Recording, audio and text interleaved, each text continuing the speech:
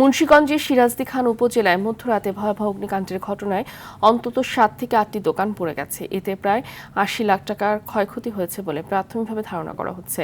রোববার দিবাগত রাতে জেলার সিরাজদি খান বাজারের কাঠপট্টি এলাকায় ঘটনাটি ঘটে। স্থানীয়রা জানায়, প্রথমে এক মুদি দোকান থেকে আগুনের সূত্রপাত হয়। এরপর মুহূর্তের মধ্যে আগুন ছড়িয়ে পড়ে আশেপাশের একাধিক দোকানে।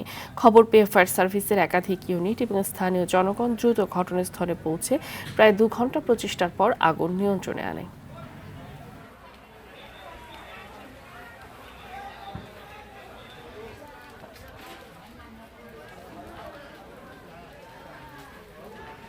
এখানে টিনের ঘর, কাঠের ঘর, হার্ডওয়্যার সহ মোট 7টি দোকান আগুনে ক্ষতিগ্রস্ত হয়েছে।